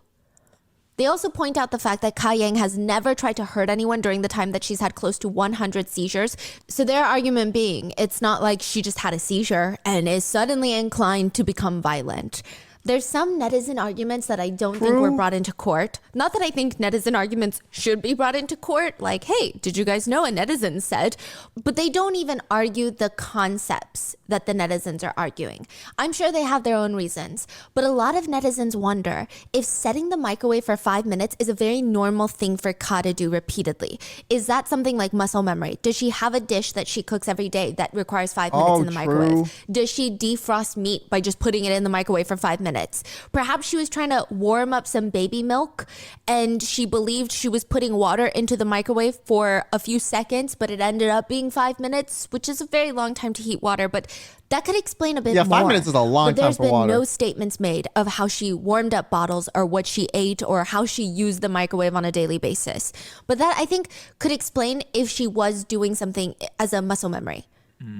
The defense mainly just argues Ka has no history of child abuse. She has no criminal record. She wasn't in a bad mood that day. She actually had so much help. Her brother-in-law was picking up the kids from school. Her mom is right outside. If she ever felt overwhelmed by Mirabel, why would she just not reach out to them? By all accounts, Ka was a loving mom. That's their argument, that there is nothing to indicate that she had anything but maternal feelings towards all of her children, including 2-month-old Mirabel. A family spokesperson argued, she didn't know what she was doing. She's a gentle, nice woman. She would never intentionally harm her child. Her mind was out of reality. Her lawyer argues, she suffers from epilepsy. She had an epileptic seizure. It was not deliberate conduct. The defense team argues that it appears to be intentional conduct because the nature of the seizures, but quote, but the truth is her actions are sort of automatic. It's robotic. It's not the product of careful and rational thought. Because also, if she wanted to kill her kid, would she do it when there's so much going on? When she knows that the brother-in-law is about to walk in through the front door in a few seconds, her mom is out in the backyard? Is this really the timing? They also argued that technically Ka Yang does not fit the stereotype of the overworked, overwhelmed mom. They argue because she has epilepsy, her siblings would come to live with her in the past to help out, including her husband's siblings, which is why Va is staying there. And since Ka Yang didn't like to drive, it's too dangerous, they would drive the kids to school. And to show you how serious her seizures are, the defense brings up that just a week before Mirabel's death, Ka Yang woke up in the hospital, very confused, very disoriented, with no recollection of what just happened. She didn't know what was going on. She didn't know why she was in the hospital. In fact, most of the times after seizures, she really is confused why there's paramedics. She doesn't even recognize that they're here for her. They state that she had been driving and suffered from a seizure. The only thing she stated she remembered was remembering the feeling of seeing someone right in front of her. Now, I don't believe that there was someone right in front of her, or perhaps they moved out the way, because I couldn't find any additional information on this incident. I imagine if she hit a pedestrian or somebody else was involved in the collision, it would have been referenced a lot more in the court docs. But it is interesting that she states she saw someone before that seizure as well. So keep that in mind. But the main focus here is she was confused. She woke up in the hospital with no memory. This is something that happens because of her seizures. The defense argues that the entire time since the authorities showed up to the house, nobody would listen to her. She told them repeatedly she suffered from a seizure. Nobody believed her. Nobody got her medical attention, which is exactly what they did about her pregnancy. What? 3 months after the death of Mirabel, Kai Yang was arrested, and she was pregnant at the time of her arrest.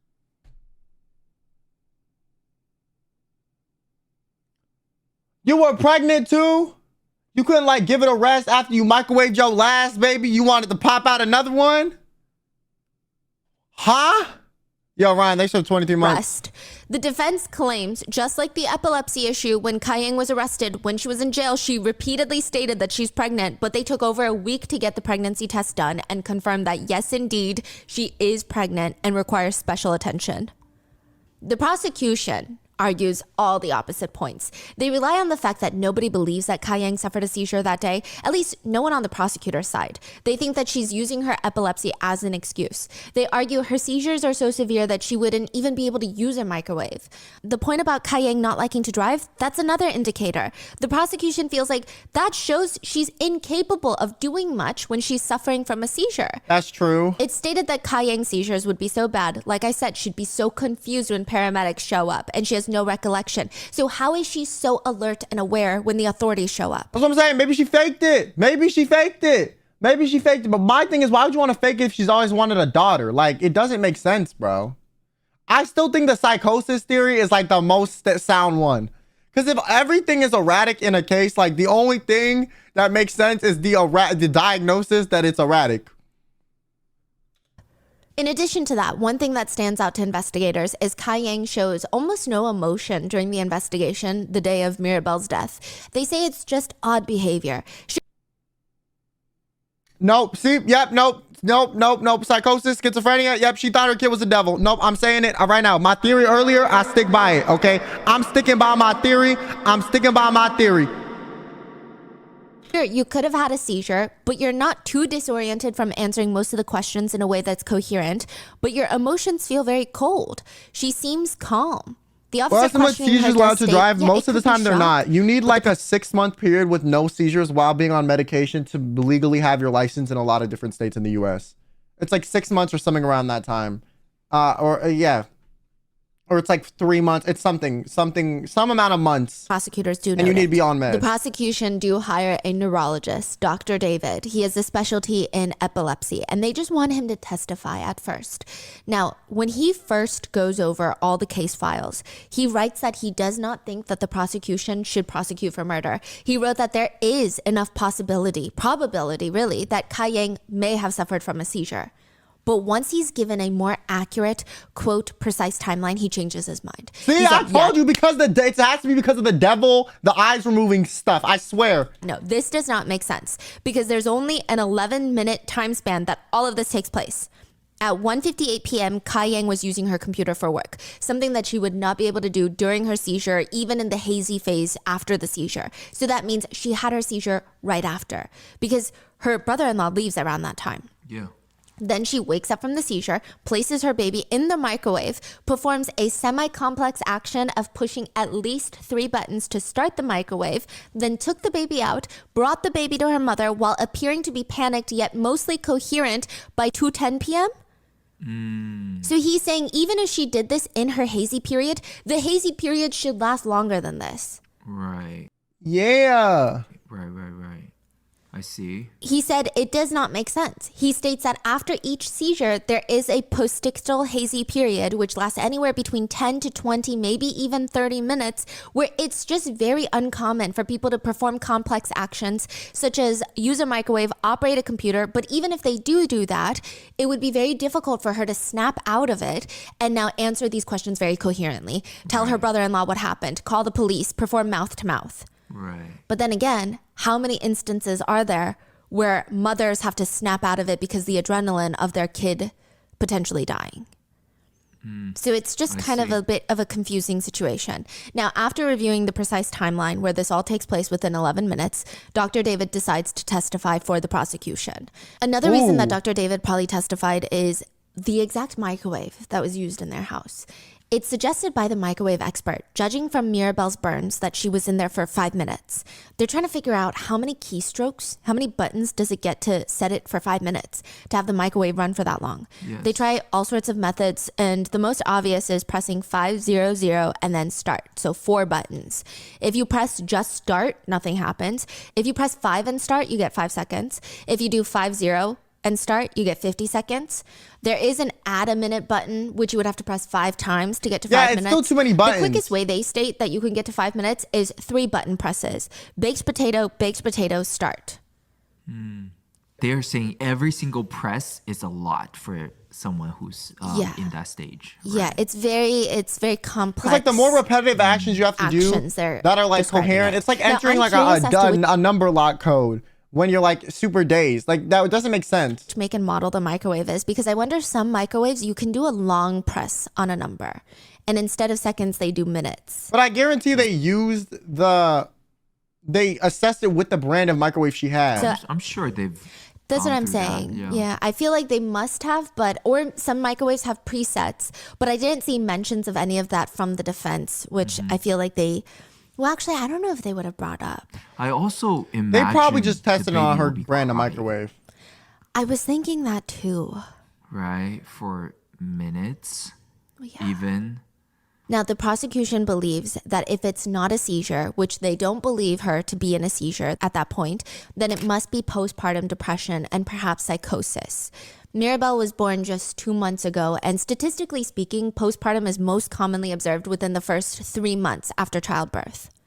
They argued that, sure, there's no rule book on who's more likely to get postpartum, but there are some things to look out for. And it could be reasonable that Ka Yang had postpartum. That's what they're arguing.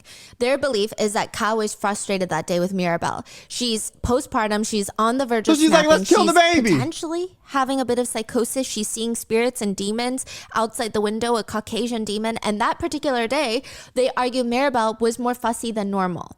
This is the morning schedule. I mean, think about how overwhelming this is while you're dealing with all these complex hormonal changes of postpartum, but also potentially seeing spirits. The morning starts at 5 a.m. Ka Yang has to go online to work by 6 a.m. They got to get Mirabel out of bed at 7 a.m., change her diaper because she's crying. Then you glance over at one point and you see that the 3 sons are awake and playing video games before school. She states that she has to scold the kids to put down the games and go get ready for school. The boys don't listen to her. Instead, one of them sneaks over to play with Mirabel on the ground, and then now she's screaming, hey, be gentle with her, please. Like, don't be so rough. Take a shower. She's got to go back to work on her computer, and while she's glancing around, she's walking around, picking up after the boys. She walks into the bathroom and sees that one of her sons has spilled water out of the tub while getting ready, and he's still not listening. He's back to playing with Mirabel and not getting ready for school. She grabs Mirabel from her son, puts her in the bouncy chair, has to get started on breakfast. She's checking her computer periodically because she can't get a good session in with work. Since Mirabel keeps crying, she wants to eat, which means she has to now get the bottle ready, then the pacifier.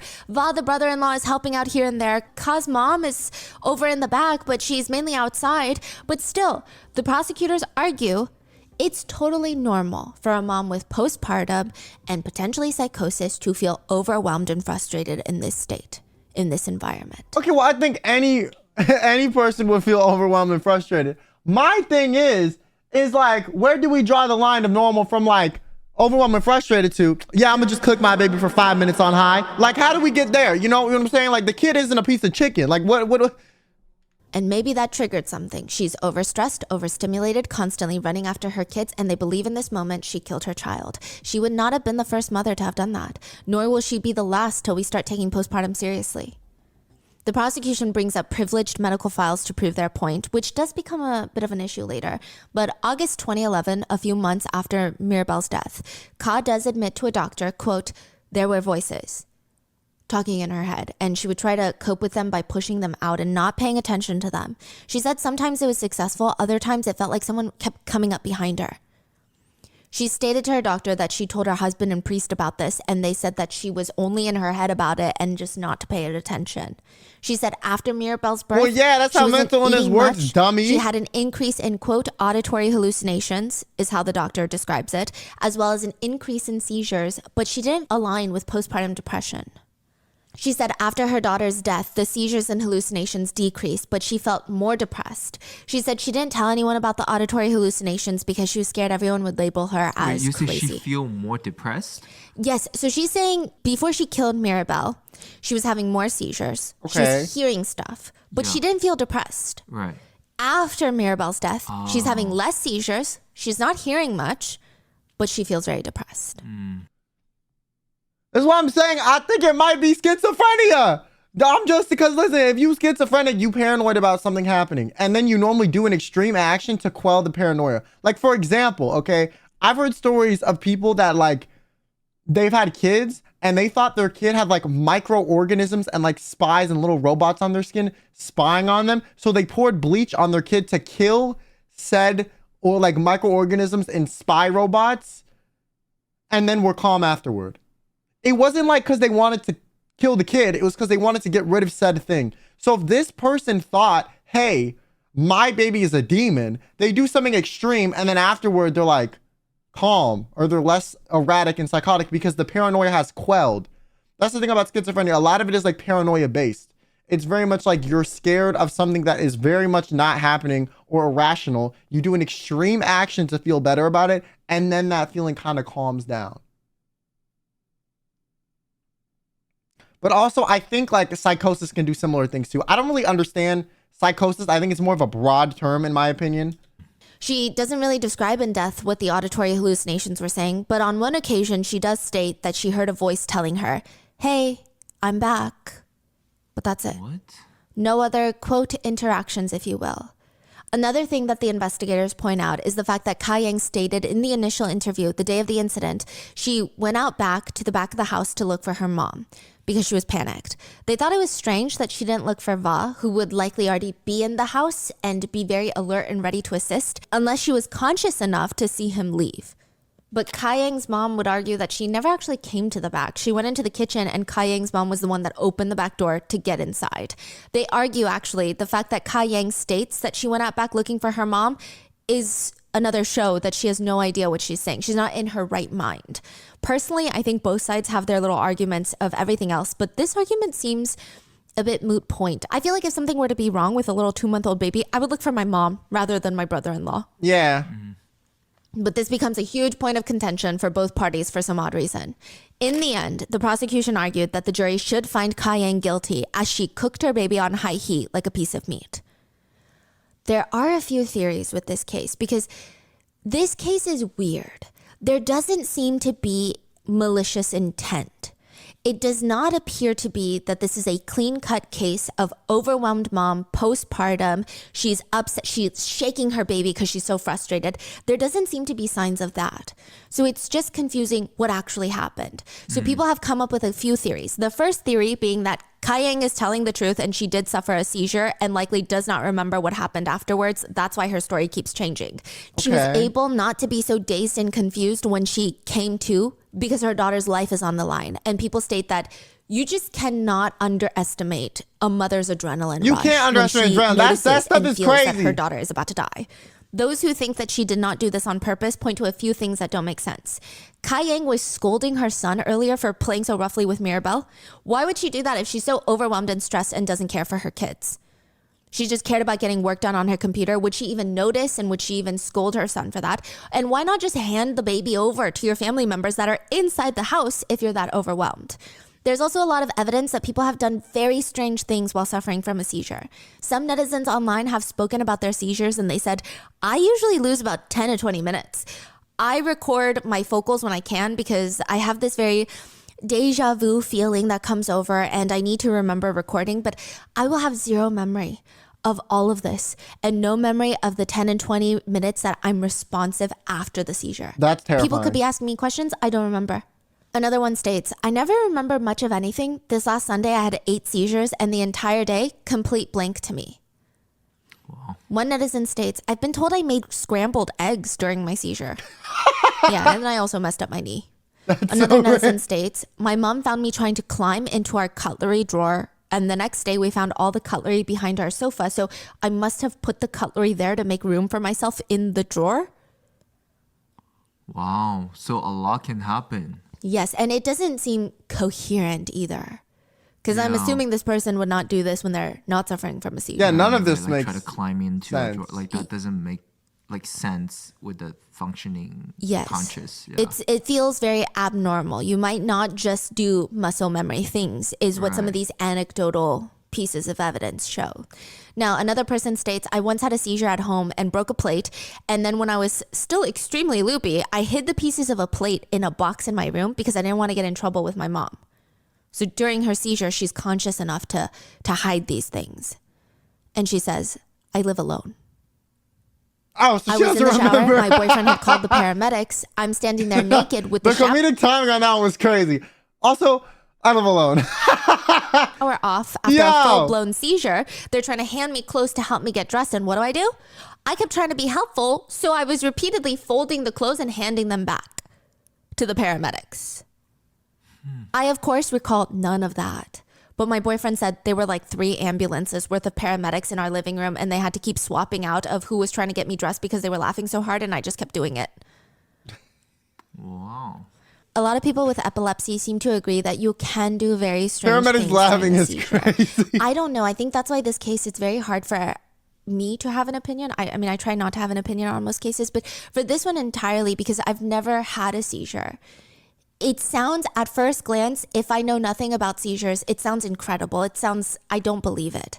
But then once I start reading about it, I'm like, wow, okay, weird stuff does happen. So it Well, seems my that thing is, like, most if you people still with killed your epilepsy baby, like, do you still agree should that get strange things can in happen during a trouble for seizure, it. but the prosecutors do not believe it to be possible. Then there's the more unhinged theory, where they've taken out the seizures and replaced it with, I guess, the spirits and demons. Well, my thing is, she spoke about the spirits and demons prior to the seizure, right? That's the aspect that I don't understand. She thought her kid was possessed prior to this, or was concerned about that potential prior to this. So Dr. Resnick, the psychiatrist that's testifying for the defense, he stated it doesn't make sense for Ka Yang to kill her child. There's only a few reasons why a mother would kill her child. According to his research, he believes each reason can be somewhat categorized into 5. 1, an unwanted child. 2, revenge against their spouse. 3, overzealous discipline. 4, psychosis and/or a similar mental affliction. And 5, altruism. So the defense has been arguing that psychosis is the motive, which she's not exactly in a state of psychosis, but stating that she was in a state of confusion and delirium after her seizure. So she harmed her child without noticing. But one netizen on a Chinese forum actually commented something that a few people found very fascinating. The 5th motive, altruism, the idea that a mother is saving her child from a fate worse than death. That's what that category symbolizes. The netizen theorizes that maybe it's a combination of everything. Again, this is just a theory. I do think it's one I of the do more feel like it might unhinged be theories, two things but they argue, factored. what if I it's a think she might have something about maybe being paranoid about her kid already being possessed, and then since she had a seizure and was a little bit dazed, her like reasoning of, hey, I shouldn't kill my kid to potentially cleanse this thing. Since she wasn't already thinking logically after the seizure, that erratic thought she had earlier in the day became stronger and was able to actually like take over her like subconscious behavior. A little bit of everything. The lingering cultural belief that she maybe doesn't particularly believe in, but is always around her, that a seizure is her spirit leaving her body. Maybe there's a bit of undiagnosed postpartum there, and Ka Yang's own complicated feelings towards her seizures and epilepsy. They theorize that perhaps the mentioning of Mirabelle's eyes moving back and forth, maybe Ka, in that very strange mental state, believed that Mirabelle was seeing a spirit. And if that's the case, all of the other verbiage that she might have been surrounded by, with seizures being connected to spirits, she thought her daughter was going to have seizures later in life. So then she killed the kid to prevent the kid from suffering that? And having lived with the past 15 years with seizures and living the complexities of that, this netizen theorizes it could have been possible that Ka-Yang wanted to save her daughter from that fate. Ka-Yang did mention to authorities that she had thoughts of self-exiting when she was younger because of her seizures, but she knows she cannot even entertain those thoughts because her children need her. The netizen argues this theory also confirms the fact that Ka-Yang has been nothing but a great mother to her kids up until this point. Not that what she did is right, but it may align more or less with her wanting to protect her kids in some sense. Wow. Yeah, I think they point out the fact that it's just her talking about Mirabelle's eyes and even noticing that and bringing it up. Seems like she put some focus into it because I'm sure so much happened that day, but her to keep that focus on the eyes moving back and forth seems a bit strange. Right. But it is a wild theory. Then lastly, you have the theory that either Ka-Yang was suffering from postpartum, a seizure, a combination of everything, and she killed her baby and she should be found guilty of murder. Which I don't know enough about this case or epilepsy or even really postpartum psychosis to form an adequate opinion, but I don't know if this theory makes as much sense when you really keep looking into it. Mainly because she could have reached out to her mom that was outside. So unless it's confirmed she's having hallucinations and was suffering from a state of psychosis, I just can't wrap my head around her just being frustrated and overwhelmed. Yeah, I don't think she just killed her baby out of like pure spite. There's no indication I think she that thought she was Mirabelle saving her kid from like a demon or maybe like the seizure on top thing. of that, postpartum psychosis is a pretty strong thing. People will notice it. They say it's very rare for people to not have inklings of it. So unless all her family is deciding to not say anything at all, you might not identify it as postpartum psychosis. But you'll typically, you'll be like, ooh, okay, something is going on here. I think it might have been a mercy Something kill. very strange. Yeah, like altruism. Like she thought in the end, Ka-Yang was found guilty of first-degree murder and assault on a child, resulting in death. She was sentenced to 25 years to life. Ka-Yang's attorneys stated after the verdict, "We're just very disappointed and believe it was the wrong verdict. Justice was not served today. This is such a tragedy. This child was a victim of Miss Yang's epilepsy of her disease. It was not deliberate conduct on behalf of Miss Yang." In prison, Ka-Yang has given birth to a baby girl who is now under the care of her father along with her 3 brothers. While she's in prison, Ka-Yang's sister died from a seizure while Ka-Yang was in prison. So it does seem like, the family argued it's very clear that both the daughters have very, very serious conditions. The defense has appealed the verdict, and their main appeal is based on the fact that Mirabelle's pediatrician, so the baby's doctor, testified during the trial for the prosecution. I'm not coming for the doctor. I don't think it's the doctor's fault. I think if anyone told me to testify or be on the stand in regards to a baby dying, I would do it. But the prosecutors were not technically legally right in the fact that they asked her to testify. So it's the prosecution's fault. The main reason being the same doctor that's on the stand testifying for the prosecution, talking about all the symptoms of postpartum depression psychosis, is the same doctor that screened Ka-Yang for postpartum depression and determined that she was negative.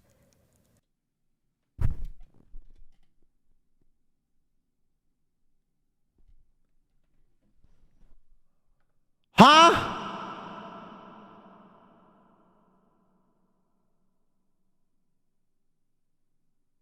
So you lied on the stand? Like, what are we talking about?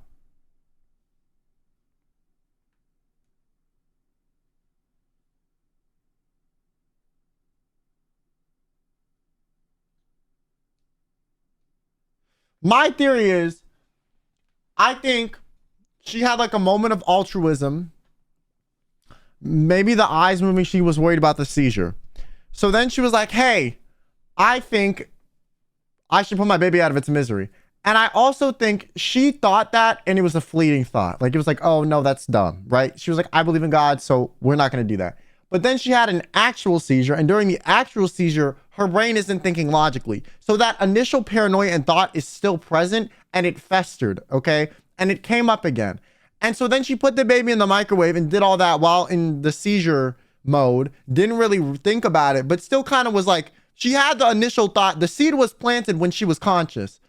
So then she cooked the kid, and then by the time she woke up and realized, oh, I did that, the kid was already dead. That's my theory. Okay. Sure, many of the tests are not accurate, and moms are really great at masking their pain and emotions because that's what society makes them do. But legally speaking, you can see how it's a weird pickle to be in. Imagine if your doctor screened you negative for tapeworms, but is suddenly on the stand talking about how tapeworms can impact your decision making, but you're like, you're the one that screened me negative for tapeworms. So how can you talk about it as if I have tapeworms when you are the doctor? Does that make sense? It's just weird. Yeah. Well, how did that happen? I don't know. That doctor I do think or the Kayang's prosecution case team. is a situation where I don't know if her attorney was the best. I don't know if her defense was the best. I feel I don't like think they her could have defense brought was in good, but I also think the way better prosecutors did experts something to illegal. testify for epilepsy and the weird behaviors that can be conducted during a seizure, but it just seems very messy. So right now it sounds like it's kind of confusing on what Yes. exactly I think the happened. prosecutor. Yeah, and the defense team argued that the prosecutor failed to provide sufficient evidence that Kayang was diagnosed or even exhibited symptoms of postpartum psychosis. So they're arguing about the postpartum, but then they're proving that no, she does not have it. Therefore, Yeah, I think the she's prosecution did first-degree some illegal murder. stuff. Yes. So, for example, I also think them not that's- medically screening her Basically, afterwards the should have been, prosecution like- is saying we think There should have been she had some postpartum reprimands psychosis. or maybe a Because potential when you retrial have for that. But postpartum regardless, you killed the psychosis, kid. You know what I'm microwave saying? your Like, baby because you're losing your mind, right? They bring in a doctor. The doctor tested her negative for postpartum, Correct. but continues to talk about how postpartum psychosis could make a mother kill her child. But it's like, wait, you just said that you screened her negative for it. So how are you talking about it? Then the prosecution keeps going and is like, see, she's got postpartum psychosis, thus she killed her child. But they didn't provide enough evidence to actually prove that she has that. So it's almost like someone arguing that if your blood type is B, you could kill someone, but they don't even bring in evidence that your blood type is B. Okay, So doesn't it's- that make it? so like, moot I mean, the point now? doctor didn't admit on the stand she has this, but the doctor was like, these are the effects of it. And what the prosecution did is they had the doctor come on the stand and say, these are the effects of XYZ, to put it in the back of the jury's mind that like, this is a possibility. But the doctor already knew, hey, you don't have this. But they didn't ask the doctor, does she have this? They more so asked, what are the effects? Like, what are I you just think the talking doctor about? should have like Exactly, that's the maybe whole realized appeal. what the hell was they're happening and using said that something. as And I an think the appeal. prosecution shouldn't have been The able to whole do that. appeal is look at what the prosecutors did. That's absolutely You unhinged guys, behavior. yeah, you guys' theory is completely flawed. Therefore, my client or Ka Yang should deserve a retrial or whatever it is, right? Yes. The defense also argued that the verdict needs to be appealed because, again, there's truly no proof that she had postpartum, to the point of being in a state of psychosis to kill her child, to microwave her child. It's just, I mean, they keep arguing it's quite dramatic. Their expert says postpartum psychosis is really quite dramatic. It's not something that goes unnoticed. So there's no evidence, really? Then we need a retrial. That's the basis of the prosecution's argument. And the prosecution was just making some wild statements. And again, I say this as someone who is fully confused on what to believe at this point, but just objectively speaking, they're wild for some of these. The prosecution at one point tries to push the statistic that 41% of women with mental illness and depression had thoughts of harming their child. Where did you get that from? There is one what does that have study to do that with showed the- those results, but I find it, I wouldn't consider it reliable. I mean, perhaps it is, but I imagine you would have to look at the study's sample size, methodology, and peer review status, but it sounds That's just problematic. Yeah, it's just a crazy statement to make. Yeah, it's just crazy, especially when you factor in the fact that Ka Yang has consistently denied being depressed. And the whole study is about depressed mothers have thoughts of harming their child. And she's like, I have never been depressed. And you screened me negative for postpartum depression. So like, how can you even use this statistic? It doesn't make sense. Yeah, that's crazy. And I'm not saying that Ka Yang is okay. I think clearly something happened for I her think to regardless microwave she her should baby, be in whether prison that or be something. a seizure, whether But I that just be think the psychosis, reasoning whether that behind be, why I they don't made know, some of the right? decisions in But the there are case, just like, is certain things that the just court has to dumb. do in order to ensure a fair trial, and this just wasn't fair. Ultimately, the judgment has been reversed. That does not mean that Ka Yang is free. She's currently still in prison to see if the prosecutors want to try her again, if she's going to have a retrial, or if they're just going to drop the charges. If you have epilepsy, I would really love to know your thoughts, because I keep going back and forth with this case. But the few things that I think I'm pretty certain of I don't think the defense did the best job. I mean, even just looking online at some of these doctors and some of these people with diagnosed epilepsy talk about their seizures, I'm like, this makes so much more sense than what they were arguing in court. To me, this is so enlightening because, yes, now I'm confirming in my mind, I don't know if this is accurate, but I'm confirming people can do things. The defense made it seem like you can do automatic small movements like swallowing and chewing. But I'm looking online and people are folding clothes in the shower. Right. I think that's one thing. I do think that the prosecutors, I don't know if it's her background being Hmong. I don't know if it's her socioeconomic status, but I think that they just threw whatever would stick. I don't think that they really cared for a fair trial. To bring in the pediatrician like that, to really make the whole spirits and possession things as weird as they did, it's very confusing. Yeah. So right now they're just waiting. Yeah, they're just waiting to see what happens, to see what the prosecutors decide to do with her trial. Wow. What are your thoughts? I'd love to know. I'd love I to think know the if you're prosecutors Hmong. did her dirty. I think her own defense team did her dirty too. Her defense team was dumb. The logic was nowhere the hell to be seen. Like everything in this case was mishandled at the least. I even would say bringing in the doctor, consciously doing that is like, that's shady, like, and really shady.